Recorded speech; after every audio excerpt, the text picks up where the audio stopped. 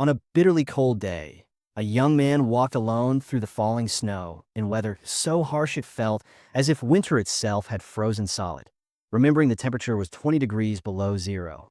As he trudged on, he noticed a small cat struggling through the snow, leaving delicate prints, and when it clung to his leg and meowed insistently, he wondered why it cried so desperately until he realized it wanted him to follow.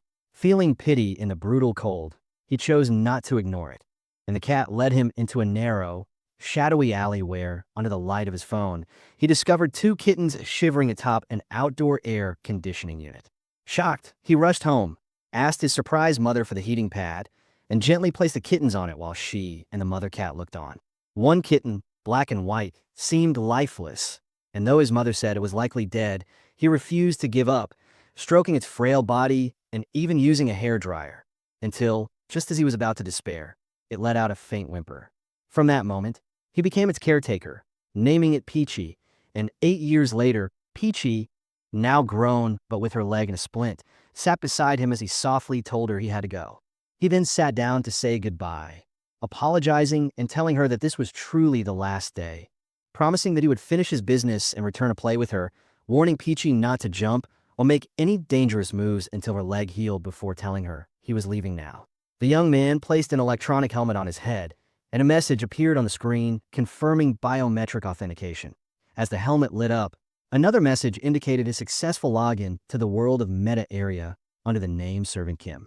Inside the game, Servant Kim performed a solemn religious ritual, odds for strength to punish injustice, blessings for the warriors, resilience for their spirits, and protection against evil energy, before ordering one of the warrior ranks to advance as he fully immersed himself in the battle's atmosphere.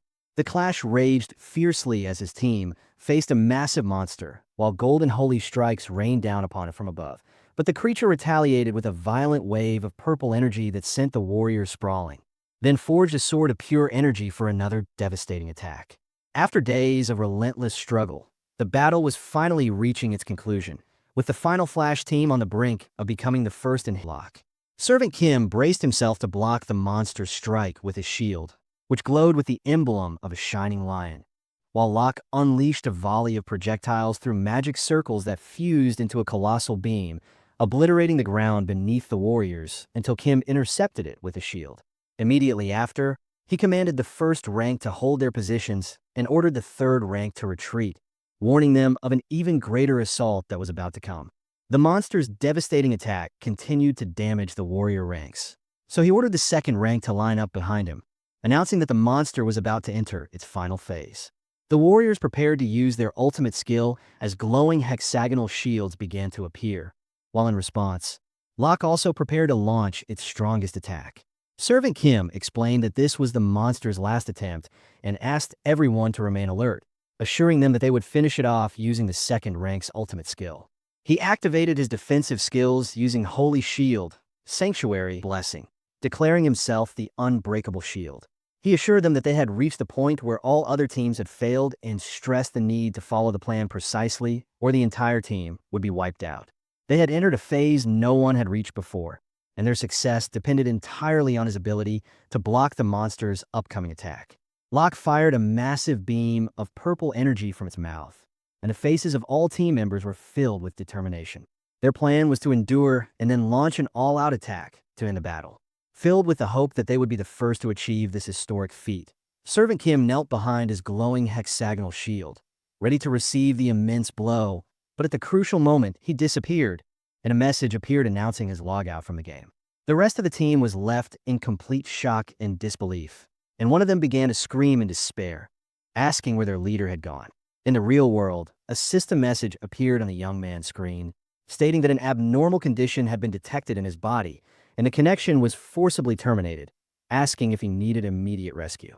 The young man was lying on his bed, flailing, while something on his face was preventing him from breathing, until he suddenly sat up, gasping for breath, only to discover that his cat Peachy was sitting on his face on top of the helmet, and he screamed at her in anger, asking why she would do that at such a critical moment.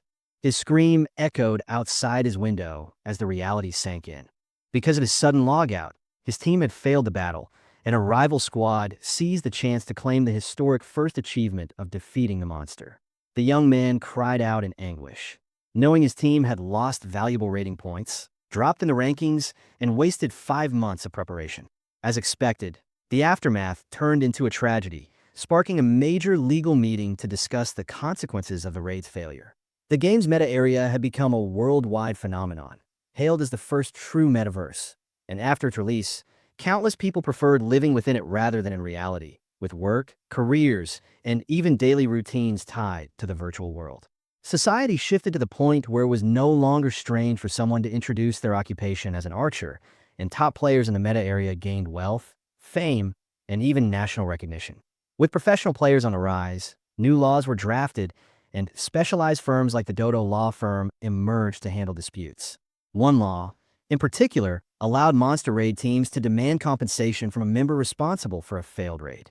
Because of this, official contracts became standard before major events. During one such meeting, team members looked visibly displeased as a claim was filed against Servant Kim by 15 plaintiffs, demanding enormous compensation for their ranking loss, a canceled sponsorship deal, and wasted months of effort, with the total amount reaching an astronomical $1,125,000,000. Stunned, the young man struggled to process the sum while the lawyer formally read the demand. He explained that their squad had 10 core members and 15 mercenaries, and though disagreements arose, the session ended with him agreeing to pay, comforted somewhat by the support of his 9 closest teammates. Still feeling crushed, he left the law firm in defeat, only to hear a voice call out to him, addressing him as leader.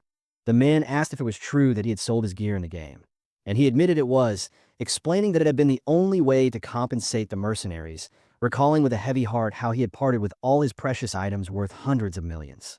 The man then asked why he wanted to play solo now, and the young man smiled as he explained that ever since becoming raid leader, he had hardly spent any time with his cat and felt guilty toward her. To his surprise, the man announced that he was quitting the game altogether, shocking him.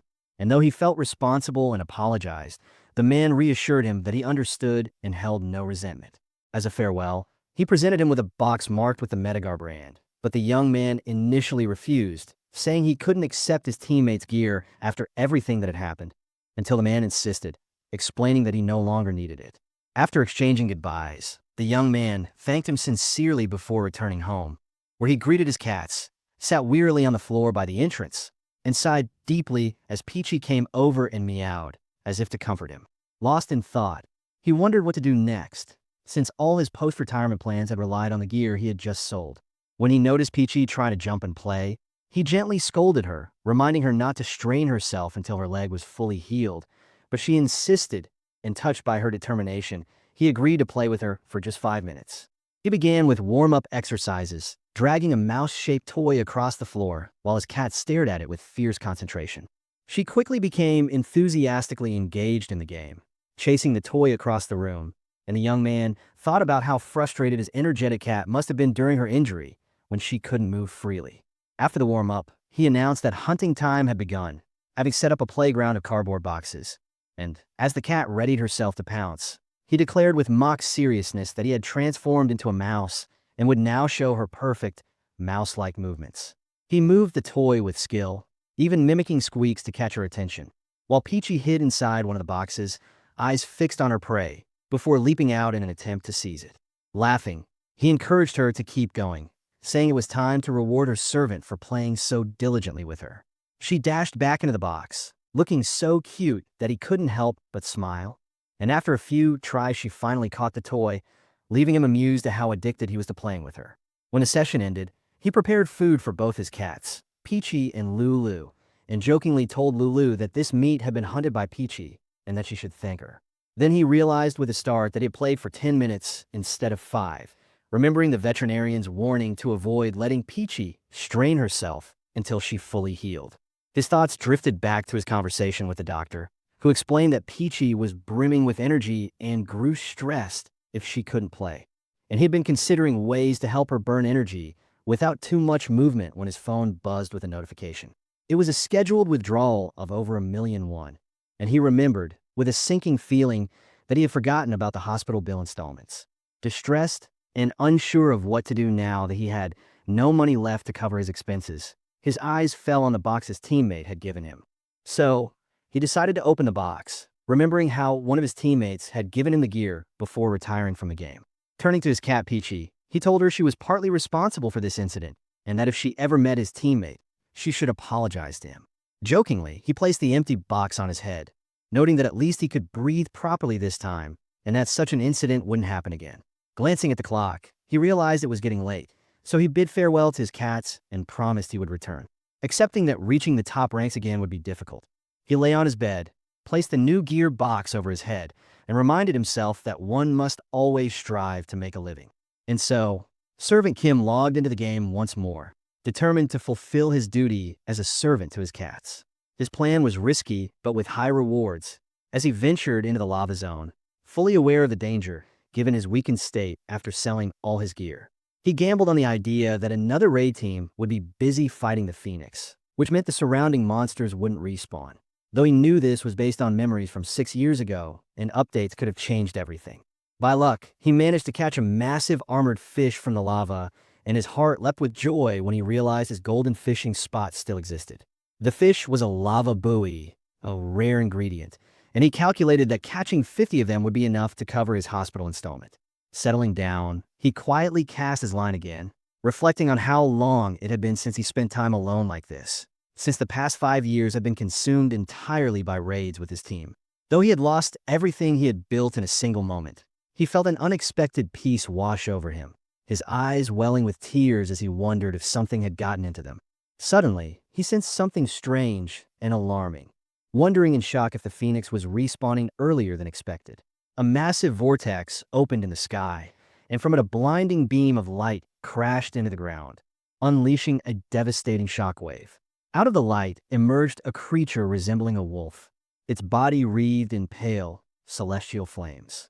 The young man immediately realized this was no Phoenix. It was a new boss monster, majestic and terrifying, clearly designed for a raid team to defeat. With his current strength, escape was impossible, and facing it alone would be suicide. Cursing his awful luck, he lamented that he had only managed to catch a single fish before a new monster appeared to claim his only fishing spot. Desperately, he hoped it would simply leave, but his blood ran cold as he suddenly felt the monster's enormous jaws right behind his head. Terrified, he braced for the end, yet the beast didn't strike. Instead, it leaned forward and licked his face with its massive tongue. Bewildered and dripping with saliva, he tried to comprehend this bizarre behavior, even half-jokingly wondering if the monster intended to drown him with slobber. Disgusted and furious, he shouted at it to kill him quickly and cleanly, snapping that he was in no mood for this torment. In a final act of defiance, he pointed at the creature and declared that though it could kill him now, because he was weak, he swore one day he would be the one to defeat it. The colossal beast tilted its head curiously at him, then let out a deep, rumbling meow. Stunned, the young man froze, questioning his own ears, only to confirm that he had indeed heard a meow.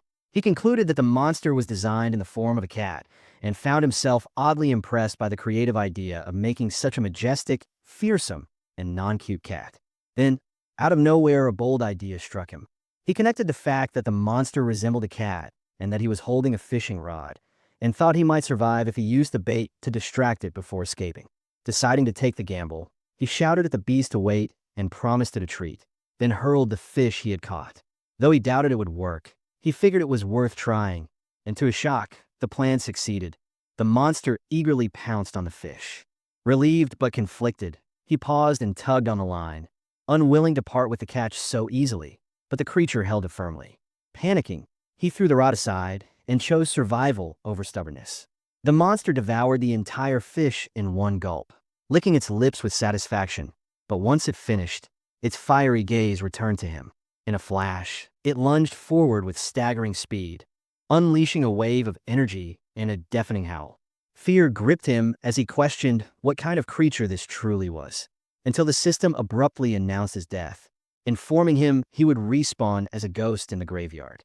As a spirit, he watched the monster curiously nudge his corpse, praying it would lose interest, but instead it rolled him over and began kneading his chest with its massive paws like a house cat. Horrified by this bizarre sight, he quickly fled to the graveyard. There, in front of a towering angel statue, he was given the option to revive at the cost of losing 5% of his experience. With a heavy sigh, he accepted, determined to reclaim his fishing spot. Pulling up the map, he reasoned that since the lava zone belonged to the Phoenix, the new monster's appearance was likely temporary. Holding on to that fragile hope, he drifted back as a ghost toward the lava zone, praying the cat-like beast had vanished. But his hope was shattered when he saw the monster still there, circling his lifeless body. He couldn't understand why it was guarding his corpse instead of leaving, until he assumed with growing dread that the damn cat was waiting for him to revive just so it could kill him again. Realizing he had only one possible solution, he devised a simple two-step plan. First, revive the moment the monster turned its back, and second, sprint in the opposite direction as fast as possible. He stayed put, watching carefully for his chance. The beast eventually laid down beside his body and seemed to drift off, and he knew this was the opportunity he had been waiting for.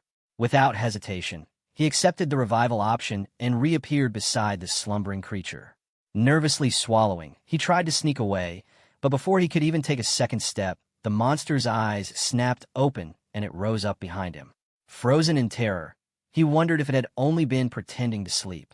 Then he felt its massive paw press down heavily on his shoulder. He screamed and tried to break free, but the beast caught him easily and crushed him with a single devastating blow, instantly triggering the "you have died" message once again. The monster gazed down at his body with what looked like a confused expression. Back in the graveyard, he was presented with the revival option yet again, and he thought bitterly that he had finally discovered a reliable way to escape, never imagining that one day he would use the tactical maneuvers he had once practiced in the army.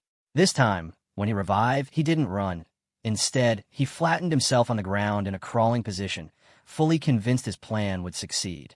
Slowly and cautiously, he inched forward, pausing every time he sensed the monster opening its eye.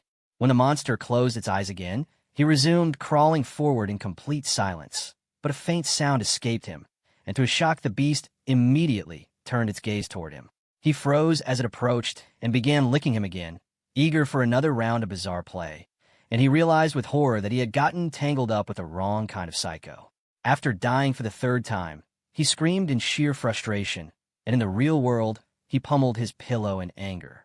Fed up with that deranged monster, he finally decided to call a night, convinced he would end up with an ulcer if he kept going, and tried to reassure himself that even a creature like that wouldn't wait around for him until the next day. As he wandered his room, still irritated, his eyes fell on Peachy, who was fast asleep with her head tucked inside the game helmet. He couldn't help but smile faintly, calling her a little rascal and remarking that she wasn't even using the hideout he had bought for her. But then, an odd sensation struck him. He noticed the X-shaped scar on her forehead was in the exact same spot as the scar on the monster in the game.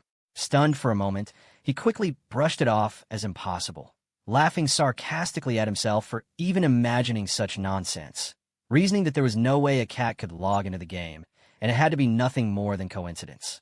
The following day, he re-entered the game, praying the monster had finally gone. Looking around nervously, he felt a wave of relief when he saw the area empty and laughed at his good fortune. But just as he let his guard down, the ground trembled and a monster reappeared before him, letting out a meow, and he completely lost his temper, swearing he wouldn't fish for lava buoy again if it meant dealing with this nightmare. The monster turned and presented its back to him, and the young man shut his eyes in despair, only to open them and find himself staring awkwardly at its rear. Out of nowhere, a system message appeared, declaring he had been chosen and granted a hidden servant class. Confused, he repeated the words servant and chosen, trying to make sense of them, when another message announced that the power of keenness now resided within him. He cried out in protest, furious that he had never heard of such a class before, realizing in panic that he was being forced into it against his will. A cyclone formed as dark energy swirled around his body, and when it ended, a final message confirmed his transformation into a servant. Stunned and angry, he wondered what had happened to his Holy Knight character and why his class had been overwritten. Suddenly, a voice echoed in his head, addressing him as servant and asking if he could hear it, and he realized with horror that it was the giant cat speaking directly into his mind. The voice introduced itself with an overlong, grandiose title, proclaiming it was the conqueror who descended to stain the earth with darkness, the embodiment of shadow, keenness, protector of the three kingdoms, and first emperor of Noxtera. Sarcastically, the young man noted that the beast was still facing away, forcing him to receive a pompous lecture from its rear. Keenis then explained that something had gone wrong during its summoning, and its body could not move properly, which was why it had chosen him as its servant. Bewildered, the young man wondered if this was some hidden quest and asked what Keenis wanted from him, only to be told he must become its hands and feet and aid it in reclaiming its true body. A tutorial quest window appeared, instructing him to learn his duties, practice skills, and check his master's status with a mysterious reward called RPP, which immediately piqued his curiosity. Suddenly, the monster began acting like an ordinary cat, rubbing its body against his leg and meowing, which startled him until he realized it was doing what people called butt rubbing. Irritated, he complained about this absurd situation where his class had been forcibly changed, and now he was expected to serve. In response, Keenis calmly stated that if he disliked it, he could be returned to his former state. The young man, however, decided to investigate this new class first and discovered that a servant serves their master while earning role-playing points, RP, that can be spent to wield the master's abilities. Reviewing his listed duties, checking the master's status, providing a comfortable home, and offering delicious treats, he noted they resembled the obligations of a cat caretaker more than those of a warrior. Deciding to figure out how the points worked later, he completed the quest and opened his skills window, which oddly included hunt a monster and make snacks, leading him to conclude the servant class was essentially a tamer role. As he contemplated quitting, the reminder of the hospital bills came to mind, sparking a new idea. If he could negotiate his rewards and working hours, the situation might not be entirely bad. Changing his tone completely, he addressed the monster with respect, acknowledging its frustration, and formally introduced himself as Servant Kim, boasting that he was an expert in studying cats and assuring Keenis it had chosen wisely. When Keenis asked if he could truly handle the task, he confidently replied that actions spoke louder than words. The young man knew the monster did not fear him, but he chose to turn that into an advantage by explaining to Keenis that cats dislike strangers approaching, then carefully reached out to pet the creature. To his surprise, the monster responded happily, rubbing against him and meowing, and Keenis, impressed by the scene, admitted it was starting to trust him, to which the young man confidently replied that it would never find a servant like him. A message appeared announcing that their communication was successful, showing Keenis' status as anxious with a high stress index, thus completing the quest to check its condition. Curious about the cause of his master's stress, the young man quickly realized monsters were beginning to respawn in the area, and when a small fire salamander appeared, he informed Keenis that it was in a state of severe anxiety. When Keenis demanded to know why, the young man reasoned that the unfamiliar environment was the cause, explaining that cats grow anxious outside their territory. But Keenis dismissed this, declaring that anxiety was for the weak and that the solution was to claim the entire world as its territory.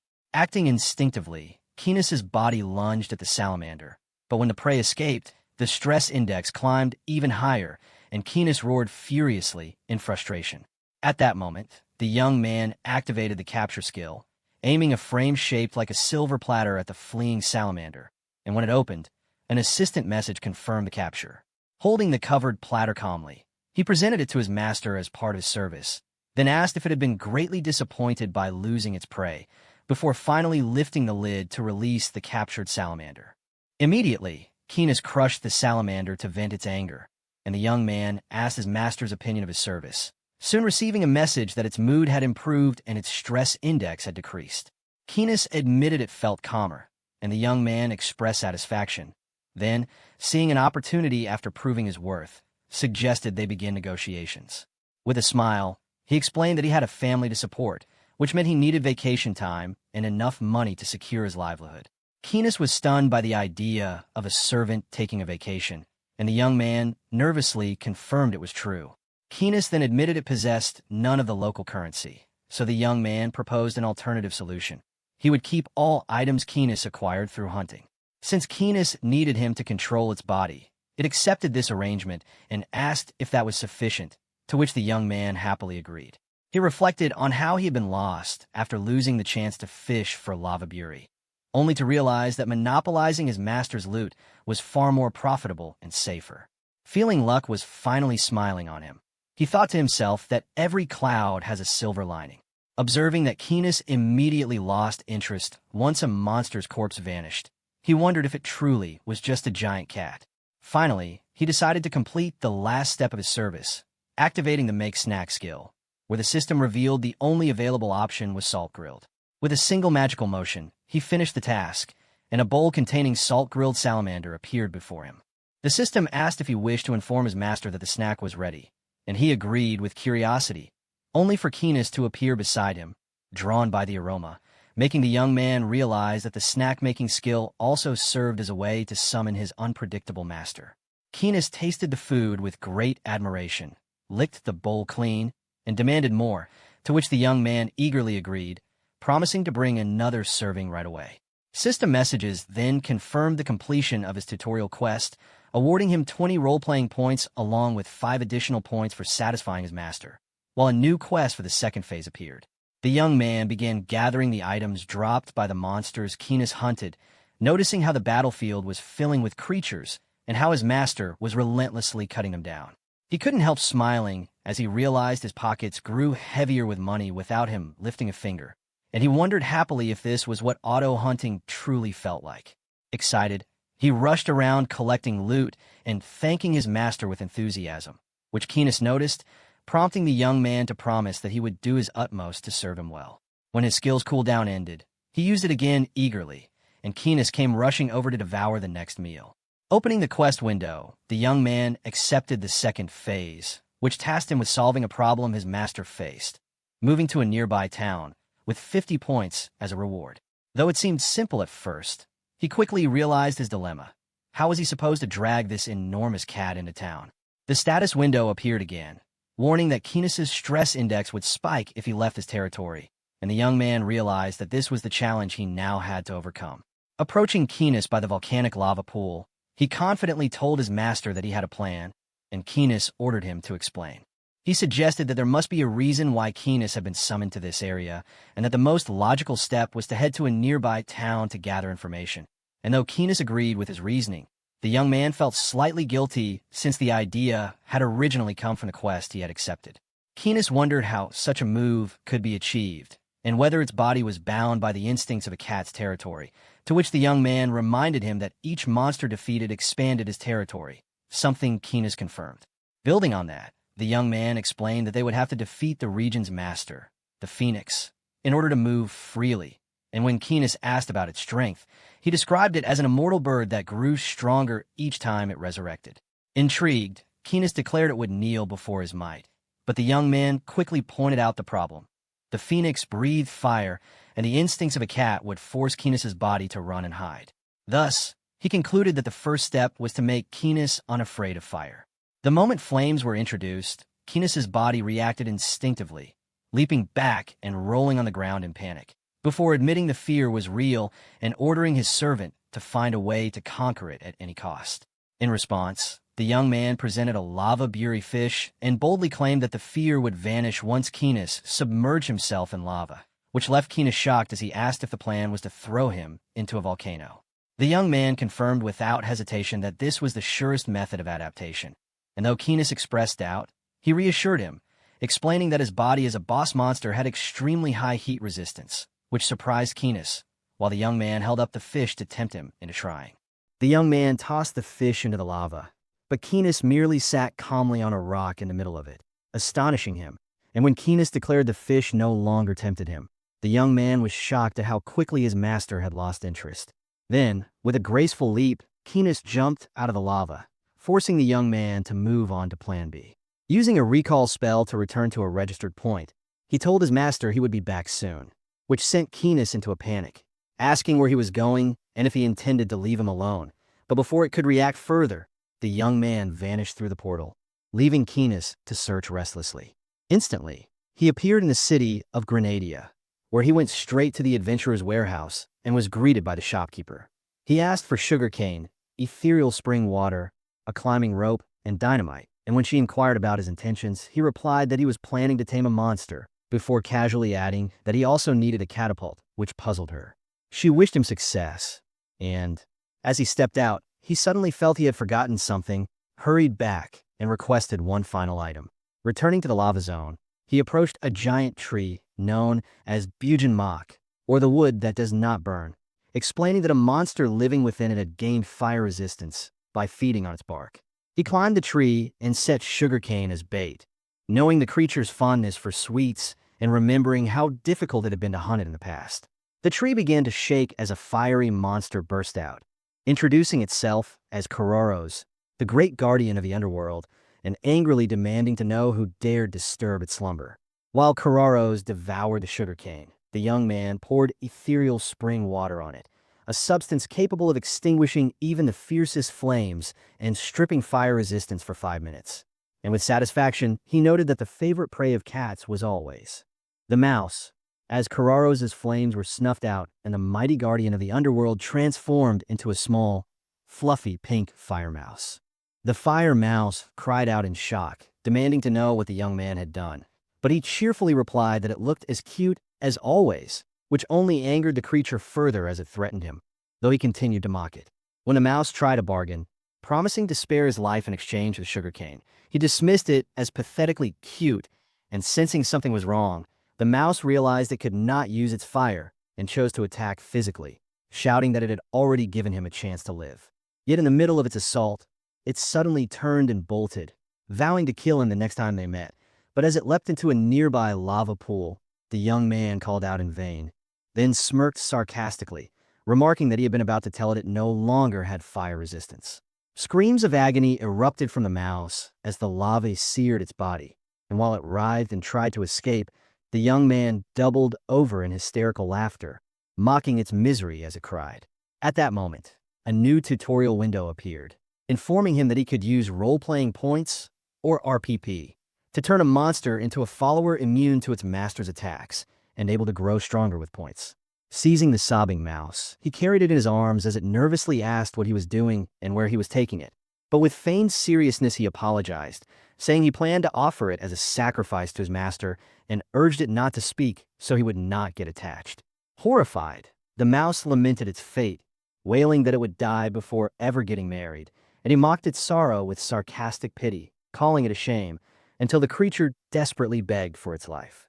At last, the young man relented, saying there was a way out. If the mouse obeyed his orders, it would not only be spared, but he would even help it find a partner to marry.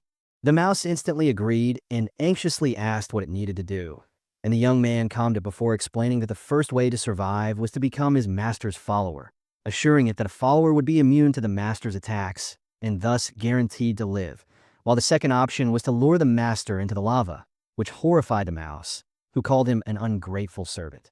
Reluctantly, the mouse chose the first option and reminded him of his promise. So the young man opened the Create Follower window and activated the process as a magic circle formed around the fire mouse, transforming it into pure essence and sealing it beneath his silver platter, with the system confirming that the fire mouse had been registered as a follower. The scene then shifted back to Keenis, who waited impatiently and demanded to know why his servant had taken so long. But the young man only smiled and told it to prepare itself for something that would excite it more than anything in the world. With that, he released the mouse from the platter, and the moment Keenis laid eyes on it, an unfamiliar thrill surged through its body, making its heart pound wildly. The young man named the mouse Squeaky and assigned it the crucial role of helping its master overcome fear of the phoenix, instructing it to lead Keenis for the grand cause of darkness. Handing the mouse a speed potion, he sent it dashing off at full speed, igniting Keenis's hunting instincts, and the great cat immediately sprang after it, bounding eagerly across rocks with unrestrained excitement as it chased the fiery mouse straight toward the lava.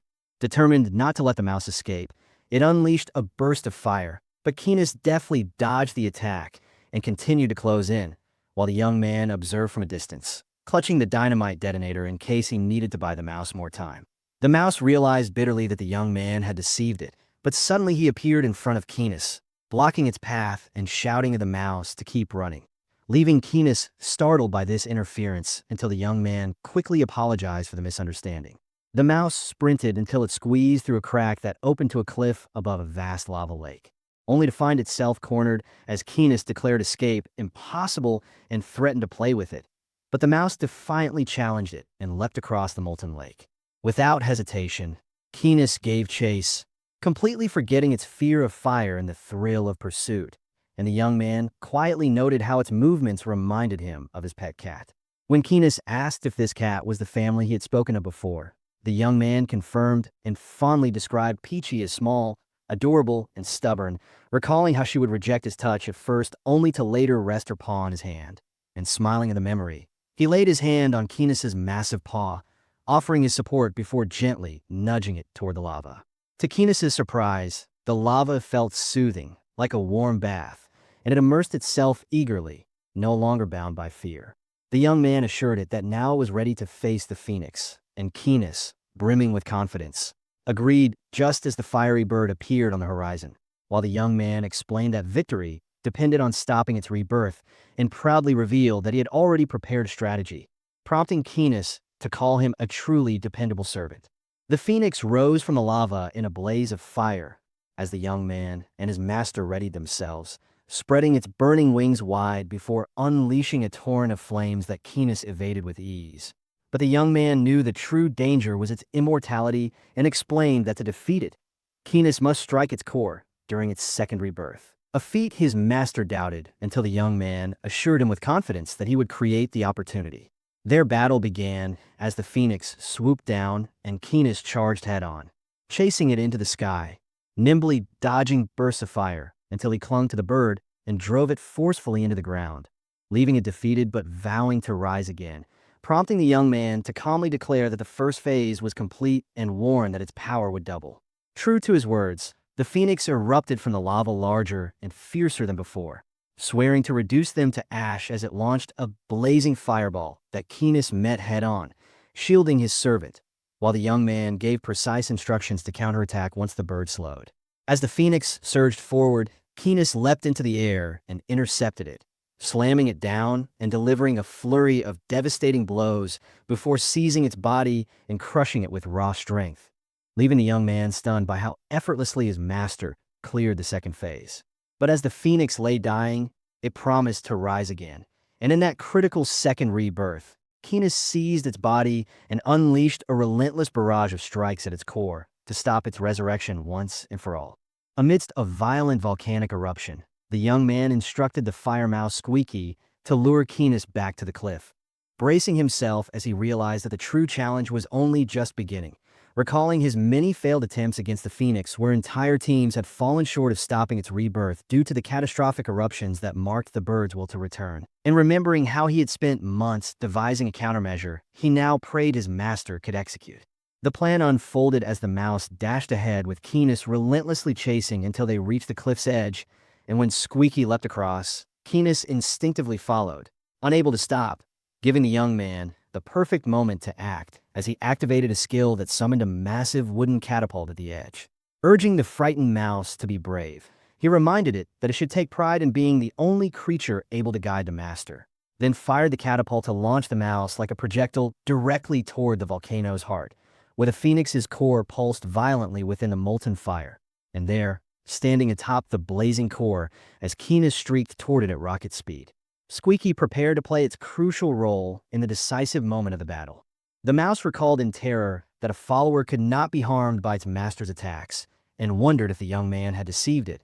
But in the next instant, Kinos slammed into the phoenix's core with overwhelming force, shattering it completely, prompting the young man to cheer the success of his plan as he swiftly secured the dormant bird's core, while a flood of system messages confirmed the phoenix's defeat, declared the lava zone as the master's territory, announced their record breaking fastest victory, and rewarded him with 30 RPP. The mouse awoke in confusion, briefly thinking it had reached heaven, only for the young man to mock its foolishness until it realized it was still alive and trembled with fear,